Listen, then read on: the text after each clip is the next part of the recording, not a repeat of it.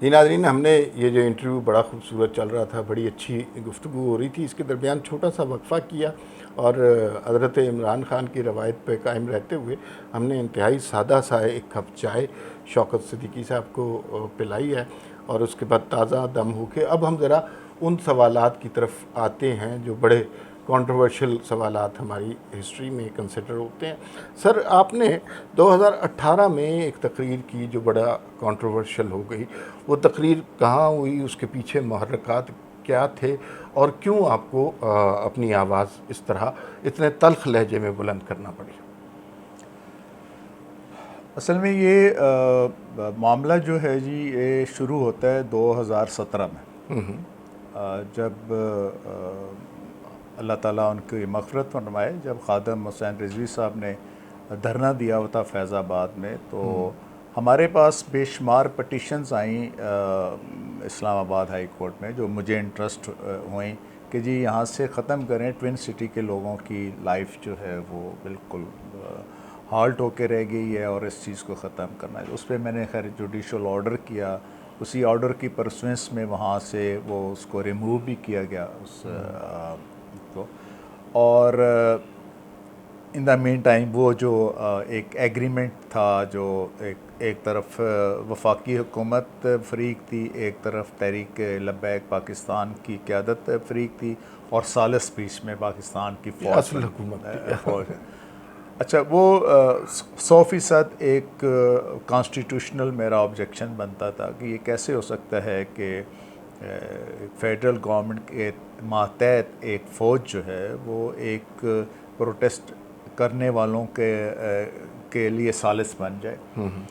اس پر جب میں نے کچھ سوالات اٹھائے تو وہاں سے اصل میں چیزیں جو ہیں وہ کچھ زیادہ پہلے سے تھیں، کچھ زیادہ سپیڈ اپ ہونا شروع ہو گئیں، جہاں پر انہوں نے مجھے ٹارگٹ کرنا شروع کر دیا، اور انہوں سے مراد صاف سی بات، میں تو کلی سی بات کرتا ہوں، جہاں پہ ISI والوں نے اپنے آپ کو برہنہ ہو کر میرے ساتھ وہ کرنے کی کوشش کی۔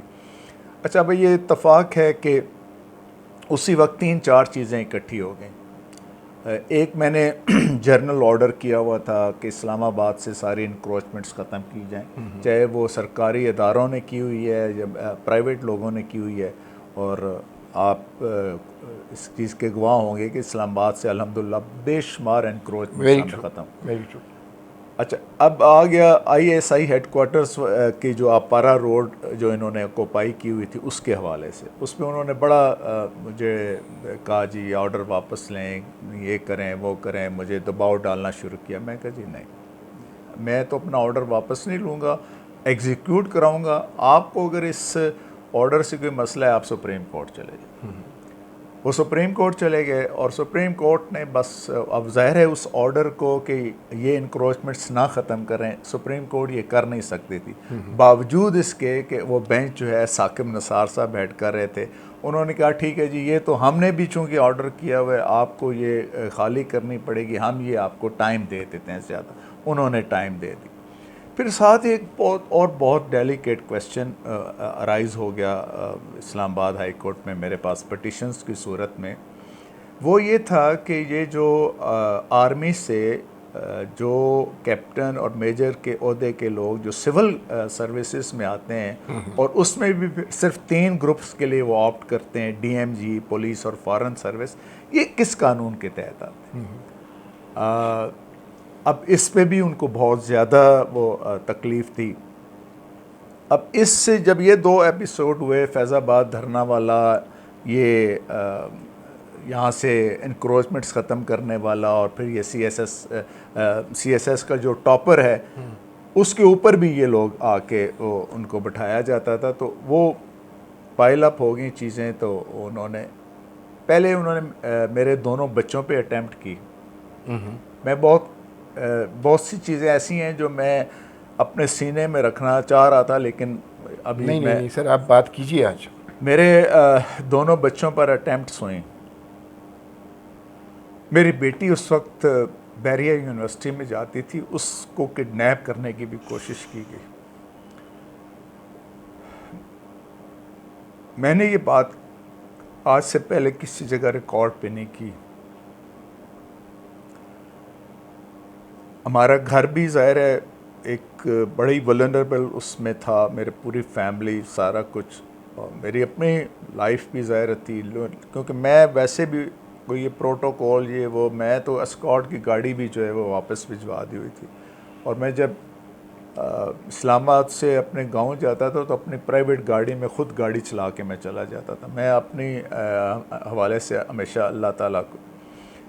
پھر ہمارے ایک ان کا نام، چونکہ ان کی نوکری کا تقاضا ہے تو میں ان کا نام آپ کے سے نہیں شیئر کرنا چاہتا، تو انہوں نے مجھے اپروچ کیا، ڈسٹرکٹ مینجمنٹ میں تھے وہ، ڈسٹرکٹ ایڈمنسٹریشن میں سوری، تو انہوں نے کہا سر کہ یہ ملنا چاہتے ہیں آپ سے جنرل فیض حمید صاحب، DGISI جو تھے، اور جو آپ کی سیکیورٹی کے حوالے سے کچھ ایشوز ہیں اس پر بات انہوں نے کرنی ہے. اچھا، یہ میرے ذہن میں یہ سوال تھا کہ آپ نے کیوں ملاقات ایکسیپٹ کی، لیکن اب پتہ چل رہا ہے کہ ریزن یہ بنا کیونکہ میں اپنے چیف جسٹس کو بھی یہ سارے چیزیں لکھ کر بھیجی تھیں، پھر اس نے ظاہر ہے پہلے تو وہ ان کا ایک غیر سنجیدہ سا رویہ ہوا کرتا تھا انور قاصی صاحب کا، پھر بھی ایک لیٹر فارورڈ کیا انہوں نے IG کو اور باقی اس پہ، تو وہ لیکن مجھے پولیس سے تو کبھی بھی کوئی خطرہ نہیں تھا، بلکہ اسلام آباد کی پولیس والے تو ابھی تک میرا اسی طرح احترام کرتے ہیں جیسے میں شاید آفس میں ہوں، اور اسی طرح باقی بھی ایڈمنسٹریشن والے بھی اور سارے، اور الحمدللہ یہ اللہ تعالیٰ کا میرے اوپر بہت احسان رہا ہے کہ مجھے اللہ تعالیٰ نے عزت سے اس آفس سے نکالے جانے کے بعد بھی نوازا. تو وہ آئے، تو خیر ابتدائی طور پہ اس سے پہلے ان کے ایک بریگیڈیئر صاحب تھے، وہ سیکٹر کمانڈر تھے عرفان رامے صاحب، تو وہ آئے تھے. تو انہوں نے باقاعدہ، میں عمرہ کر کے واپس آیا تھا، میرے مہمانوں کی موجودگی میں انہوں نے تھوڑی سی بدتمیزی کی تھی، اور میں نے انہیں یہ وہاں بھی کہا تھا کہ میں اگر چاہوں تو یہاں سے سیدھا میں آپ کو اڈیالہ جیل بھجوا سکتا ہوں، لیکن میں یہ نہیں کر رہا. اس کی ایک اور بھی وجہ تھی، وہ وجہ دوسری وجہ یہ بھی تھی کہ میرے بڑے جو تھے انہوں نے میرے پیچھے کھڑا بھی نہیں ہونا تھا. صحیح، یعنی کہ ثاقب نثار صاحب وغیرہ نے وہ اپنے پیچھے نہیں کھڑے ہوئے، وہ میرے ساتھ کبھی بھی نہیں انہوں نے کھڑا ہونا تھا. بہت سارے لوگوں نے سوال کیا جی آپ چیف جسٹس کے نوٹس میں کیوں نہیں لائے فلاں، اپنے چیف جسٹس کے نوٹس میں لایا تو وہ انہوں نے ہنس کے ٹال دی.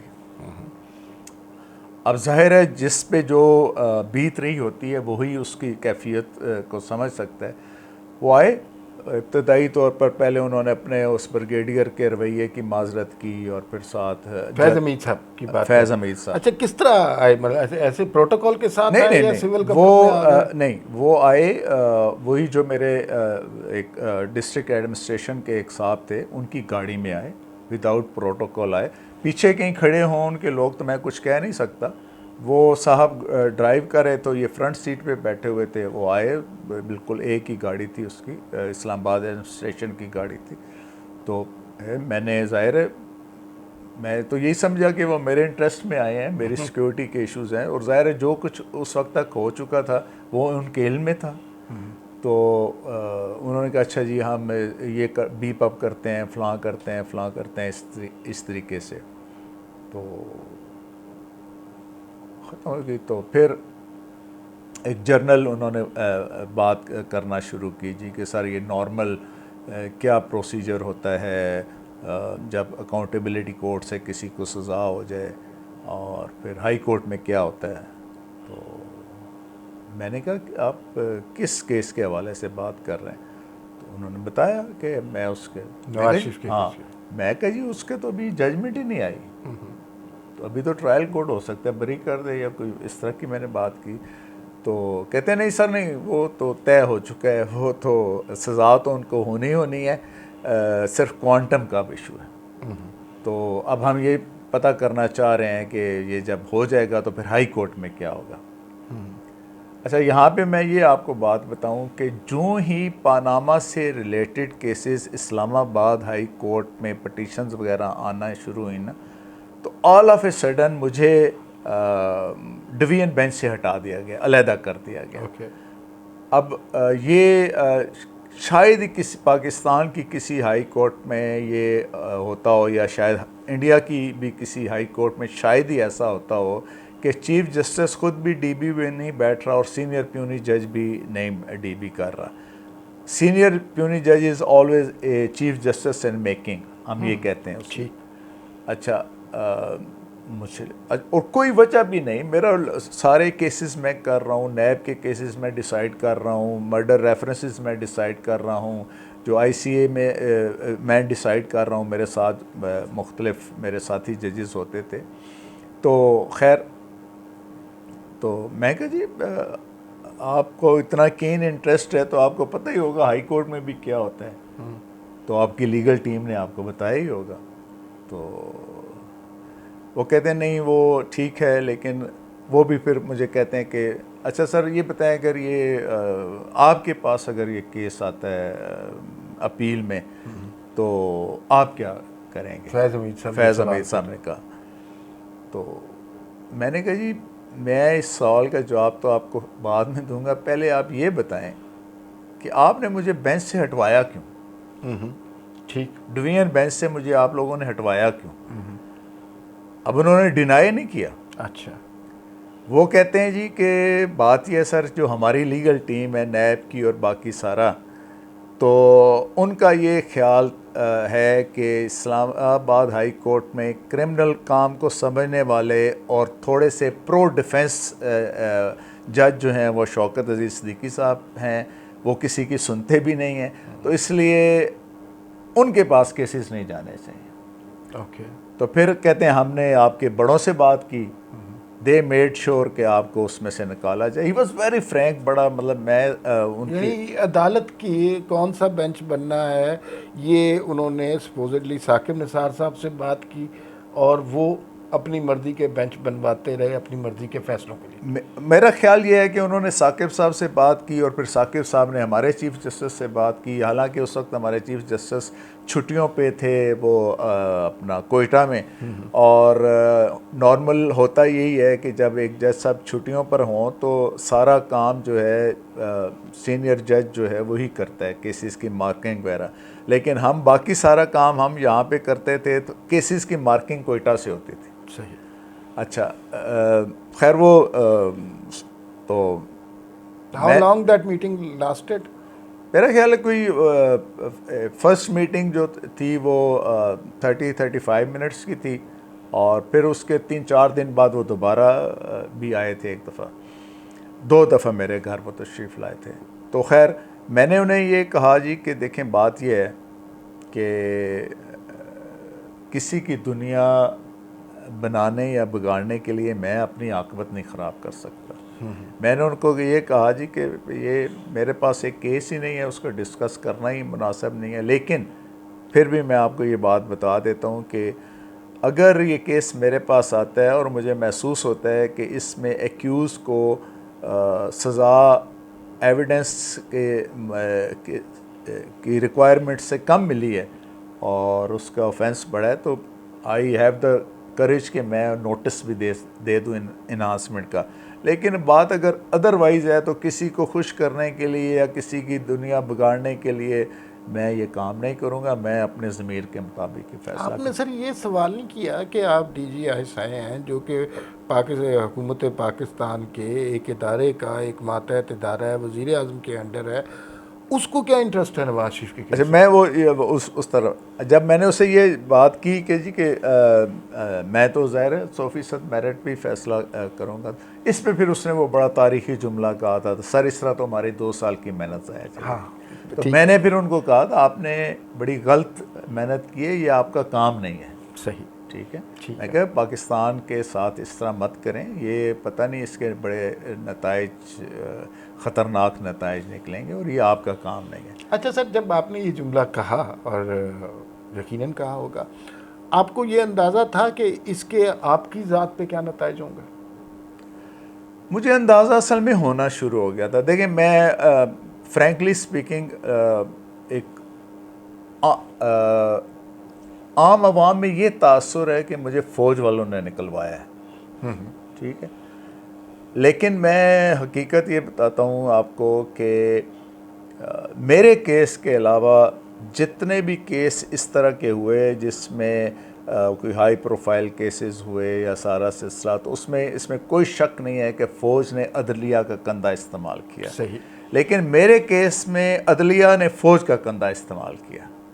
اچھا. کیونکہ ثاقب نثار صاحب اور آصف سعید کھوسہ صاحب ور آلریڈی آفٹر مائی نیک. اس کی وجہ تھی، اس کی وجہ یہ تھی کہ 26 نومبر 2018 کو میں نے چیف جسٹس بننا تھا، اور وہ کیونکہ وہاں پہ تو کوئی چوائس ہوتی نہیں ہے، سینئر موسٹ جج جو ہے اس نے چیف جسٹس بننا ہی بننا ہوتا ہے. اب یہاں پہ اب دو چیزیں تھیں کہ ایک ثاقب نثار صاحب اپنے ایک شاگرد کو یہاں پہ لے کے آئے تھے ایز جج، میں ان کا نام بھی لے لیتا ہوں، عامر فاروق صاحب. جی. اور ثاقب نثار صاحب اس طرح کے بندے ہیں کہ وہ کپڑا پروری کرنے میں، اپنے دوستوں کو oblige کرنے میں، آؤٹ آف دا وے جانے میں اپنی ایک شہرت رکھتے ہیں، ڈیم فنڈ اکٹھا کرنے میں. اب انہوں نے ذہن میں ایک ٹارگٹ رکھا کہ یار میری ریٹائرمنٹ سے پہلے میں اپنے اس شاگرد کو کم از کم سینئر پیونی جج تو بنوا کر جاؤں نا، اگر میں چیف جسٹس نہیں بنوا سکتا. اب اس لیے انہوں نے مجھے یہ 21 جولائی 2018 والی میں تقریر نہ بھی کرتا نا، تو میں نے 26 نومبر 2018 سے ایک ماہ پہلے میں نے مجھے معزول کرنا ہی کرنا تھا انہوں نے. اوکے ٹھیک. کیونکہ ایک میرے خلاف انہوں نے ریفرنس چلایا ہوا تھا، وہ سرکاری گھر کا جو مجھ سے پہلے پرویز مشرف صاحب کے پرنسپل سیکرٹری ہوتے تھے طارق عزیز صاحب، ان کے آکوپیشن میں تھا. پھر وہ 3.25 سال سے وہ گھر خالی پڑا ہوا تھا. اب ظاہر ہے 3.25 سال سے ایک 1967 میں بنا ہوا گھر، یہ بنگالی آفیسرز تھے دو، میاں بیوی دونوں، ان کا گھر تھا.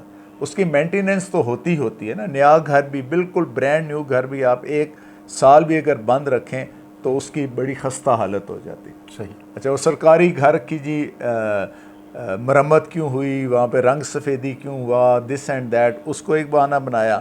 پھر جب میں نے اس معاہدے کے اوپر اعتراض کیا تھا، اور جب میں نے فیض آباد دھرنا کے حوالے سے آبزرویشنز دی تھیں، تو اس پر بھی میرے اوپر 2 ریفرنس بنے. ایک دونوں پروکسی تھے، ایک جمشید دستی MNA تھا اس وقت، جی. اس کی طرف سے ریفرنس فائل کروایا. ایک کلثوم اختر ایک ایڈوکیٹ تھیں، اس کی طرف سے ریفرنس. اور مزے کی بات یہ ان دونوں ریفرنسز میں بھی مجھے انہوں نے شو کاز نوٹس جاری کیا ہوا تھا. تو اس لیے یہ تقریر 21 جولائی والی کا آپ نے اس کا سوال پوچھا تو میں اس طرف بھی آ جاتا ہوں. دیکھیں، اب میں اس ایسی کیفیت میں تھا جہاں پر میں اپنے بڑوں سے ملنے کا ٹائم، ملاقات کا ٹائم مانگ رہا ہوں، مجھے ملاقات کا ٹائم نہیں دیا جا رہا. میں نے ثاقب نثار صاحب کے PS کو 3 دفعہ کہا، ان کے ذاتی سیل فون پر میسج کیے، سر مجھے ملنے کا ٹائم دیں، انہوں نے مجھے نہیں دیا ٹائم. اسی طرح میرے ظاہر ہے وہ تو بیچارے حقیقت ہے، ہمارے جو چیف جسٹس صاحب تھے محمد انور قاضی صاحب، وہ تو نہ ہیوں میں تھے نہ شیعوں میں تھے. وہ تو بس اپنی نوکری کی تکمیل کر کے تمام تر مراد لے کر جانا چاہتے تھے، اور اس لیے وہ تو اب میرے لیے یہ بڑا ایک آزمائش کا ایک طرف یہ تھا جی کہ میں اپنی نوکری بچاؤں، چیف جسٹس بن جاؤں، اور ابھی ہو سکتا ہے میں سپریم کورٹ آج میں سپریم کورٹ بیٹھا ہوا ہوتا. دوسری طرف یہ تھا کہ یار میں حق کی گواہی دے جاؤں، اس کے نتائج کیا ہوتے ہیں اس کی پرواہ کیے بغیر.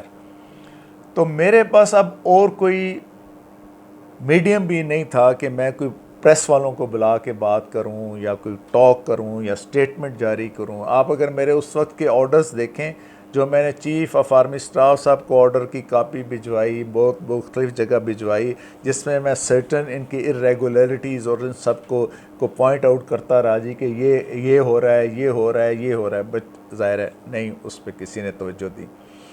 تو مجھے پھر یہی ہوا کہ میں جو میری پیرنٹ بار ہے راول پنڈی بار ایسوسی ایشن کا میں ممبر ہوں، وہاں جا کے مجھے وکلاء کے سامنے یہ بات کرنی چاہیے. صحیح.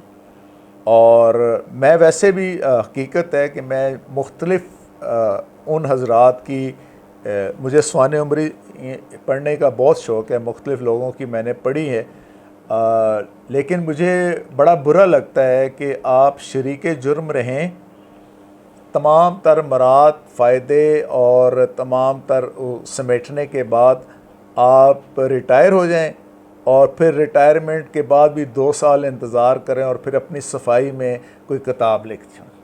تو میں نے اس وقت یہ پھر فیصلہ کیا کہ یہ جو چیزیں ہو رہی ہیں میں ان کو ایک کر دوں.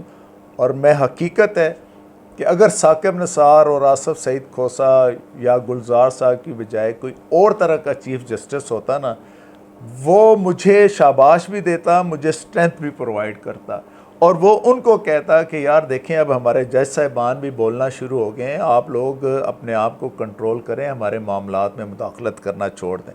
لیکن ظاہر ہے کہ میرے بغیر کسی جو کا انصاف، عدل اور قانون کے کم از کم منیمم سٹینڈرڈ ہوتے ہیں نا، وہ بھی نہیں پورے کیے گئے، اور مجھے اس طریقے سے وہاں سے نکال دیا گیا کہ جیسے شاید ایک میں کچھ یہ توہین کے زمرے میں نہیں کہہ رہا، ہو سکتا ہے کہ جو ایک عام مزدور ہے یا جو نائب قاصد ہے یا چوکیدار ہے، وہ عزت میں یا ہو سکتا ہے وہ ہم سے بھی بہتر ہو، وہ ہو سکتا اس تناظر میں نہیں بات کر رہا. میں صرف بات یہ کر رہا ہوں کہ آپ ایک فیوچر کے چیف جسٹس کو نکال رہے ہیں اس طریقے سے، جہاں پر مجھے ایسے محسوس ہوتا ہے کہ یہاں پر 5 گریڈ کا جو ملازم ہے نا، اس کے حقوق زیادہ سیکیور ہیں ان کمپیریزن ٹو اے جج آف دی ہائی کورٹ. ٹھیک. اچھا سر، جو نواز شریف کا کیس تھا وہ بڑا کنٹروورشل رہا.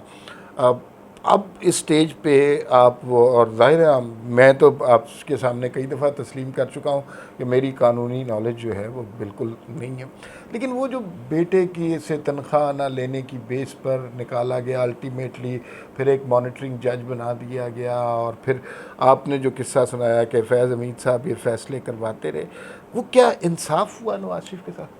میں ایک قانون کے طالب علم کے حوالے سے نہ دیکھیں، ایک یہ بات یہ سمجھتا ہوں کہ 2 سال بعد ہو، 4 سال بعد ہو، 5 سال بعد ہو، یہ جو ججمنٹ ہے نا پاناما کیس والی، اس کو کوڑے دان میں پھینکا جائے گا. اس نے ہمارے سیٹلڈ جو جورسپروڈنس ہے نا کرمنل سائڈ کی، اس کے بخیے ادھیڑ کے رکھ. ایک بڑا مشہور کیس تھا، آپ کو چونکہ آپ بھی ماشاءاللہ وہ ادب سے ذوق ہے آپ کا، مصطفیٰ زیدی صاحب والا کیس، شہناز بیگم کیس 1970 والا. جی. اس میں سپریم کورٹ یہ طے کر چکی ہے ونس فار آل کہ ہائی کورٹ یا سپیریئر کورٹ کا یہ کوئی کام نہیں ہے کہ وہ انویسٹیگیشن کو سپروائز کرے. صحیح. اب میں صرف لیگل آسپیکٹ سے یہ آپ کے سامنے یہ بات رکھ رہا ہوں کہ تمام جو لیگل پریسیڈنٹس ہیں اس سے پہلے پاکستان کی، انڈیا کی، یا جہاں پر بھی باقی اس طریقے سے ایک نظام چل رہا ہے قانون کا، وہاں پر اس طرح کی کوئی مثال نہیں ملتی. اور یہ میں سمجھتا ہوں کہ یہ صرف نواز شریف صاحب کے ساتھ زیادتی تو شاید ایک آسپیکٹ ہے نا، لیکن یہ پورے ملک کے ساتھ اس طرح کی ججمنٹ دے کر، اس طرح کا قانون بنا کے انہوں نے کرمنل سائڈ کے قانون کی ایسی کی تیسی پھیر کے رکھ دی. 2 مختصر سے سوال. پہلی بات تو یہ ہے کہ ایک غلطی ہو گئی، اب اس کے پیچھے محرکات جنرل فیض تھے، ثاقب نثار تھے، آصف کھوسہ تھے، ہمارا پورا جوڈیشل سسٹم تھا، یہ ایک علیحدہ بات ہے. کیا اس غلطی کو، جو کہ آج کل ہم سن بھی رہے ہیں کہ وہ نااہلی ختم ہو جائے گی اور وہ سارا کچھ، کہ آپ نے بھی فرمایا کہ وہ تاریخ کے کوڑے دان میں چلا جائے گا، اس کو ریورس کرنے کا کیا طریقہ ہے؟ ٹھیک ہے، ریورس تو ہمارے اس میں بڑا ہی آسان ہے. آپ کوئی اور کیس اگر سپریم کورٹ سن رہی ہے نا، اور اس کیس کو سنتے ہوئے وہ کہتے ہیں جی اس کا ریفرنس آ جاتا ہے. یہ دیکھیں، ویسے جس طرح ذوالفقار علی بھٹو صاحب والے کیس میں جو ہے وہ ایز اے پریسیڈنٹ نہیں ہمیں پیش کرنے دیا جاتا. میں جب وکیل تھا تو ہم اس ججمنٹ کا ذرا سا بھی حوالہ دیتے تھے نا، تو ایون ایڈیشنل سیشن جج صاحب جو مرڈر ٹرائل کرتے تھے وہ کہتے تھے نہیں جی وکیل صاحب اس کو چھوڑ دیں اور کوئی ججمنٹ پیش کریں.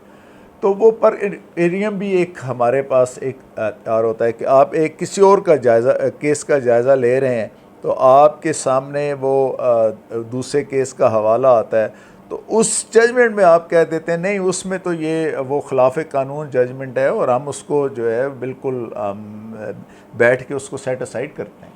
ایک سوال سر، مختصر سا اس کا جواب چاہیے۔ آپ کے خیال میں جو حالات، واقعات، تاریخ اور شواہد نے ثابت کیا، مجرم نواز شریف تھے یا نواز شریف کو سزا دینے والے اور یہ سارا سسٹم بنانے والے مجرم تھے؟ مختصر جواب چاہیے۔ دیکھیں میں تو یہ اس حوالے سے تو میں یہ سمجھتا ہوں کہ یہ مجرم جسٹس منیر سے لے کر آج تک جتنے بھی ان کی باقیات ہیں نا وہ مجرم۔